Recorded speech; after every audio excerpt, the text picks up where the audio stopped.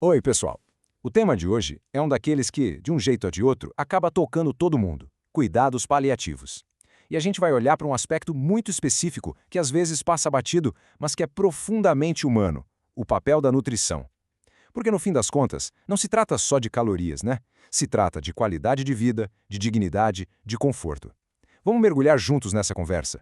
E para começar, olha só que frase forte. É de uma médica publicada numa das revistas mais importantes do mundo. Ela está refletindo sobre uma situação de emergência e se perguntando se salvar uma vida a qualquer custo significa de fato dar uma boa vida para a pessoa. Essa pergunta já dá o tom de tudo que a gente vai discutir aqui. A busca por um cuidado que realmente respeite o que é melhor para o paciente. Então vamos lá. O que significa na prática ter uma abordagem paliativa? É sobre isso que a gente vai falar agora, para deixar bem claro o conceito e como ele se encaixa no tratamento de doenças mais sérias. A definição da Organização Mundial da Saúde é bem direta. O foco, percebe? Não é só na doença, é na pessoa. E o que eu acho mais interessante aqui é essa parte de prevenção e alívio do sofrimento. Isso vai muito além da dor física. A gente está falando de sofrimento emocional, social, espiritual. É um cuidado que abraça o paciente e a família como um todo. Sabe uma coisa que gera muita confusão? É achar que cuidado paliativo e hóspice são a mesma coisa. Mas não são. Pensa assim, os cuidados paliativos podem começar a qualquer momento, até lá no diagnóstico, e caminham junto com os tratamentos para curar. Já o hóspice é uma outra modalidade, mais focada no conforto, para quando o prognóstico já é de poucos meses e o objetivo não é mais buscar a cura a todo custo. E essa imagem aqui ilustra perfeitamente esse modelo.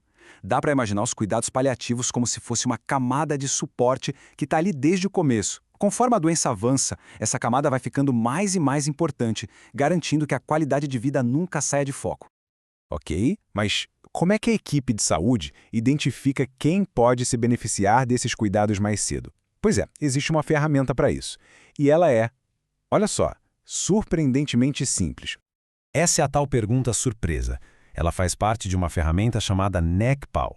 Se a resposta do médico ou da enfermeira for não, eu não ficaria surpreso.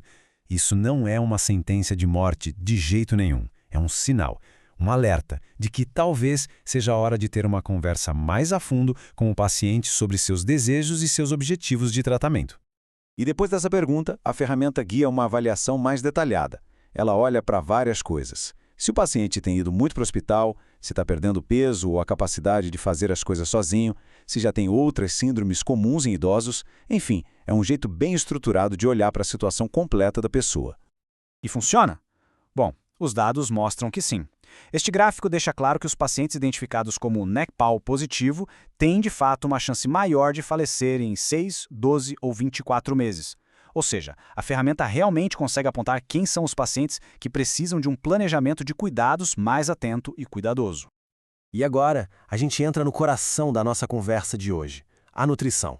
Porque em doenças avançadas, a comida pode deixar de ser só sustento para se tornar algo muito mais complexo, cheio de emoções.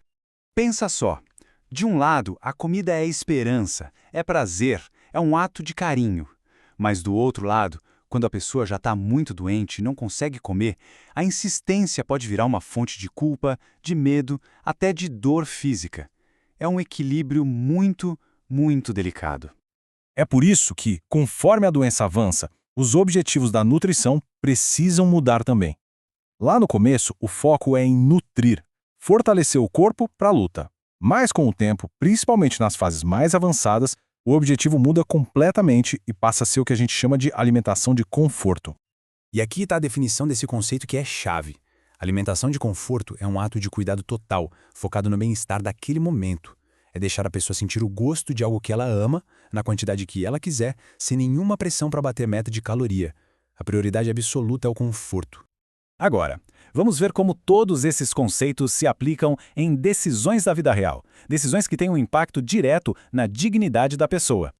Para isso, vamos ver dois exemplos. O primeiro, de uma professora de 68 anos com um câncer avançado. No início, ela mesma quis a nutrição por sonda para ter tempo de resolver umas pendências. Mas depois, ela decidiu suspender e focar só no conforto. O segundo caso é de uma senhora de 78 anos com demência avançada. O plano de cuidados dela foi todo ajustado para uma dieta que ajudasse a controlar os sintomas e não para bater metas calóricas.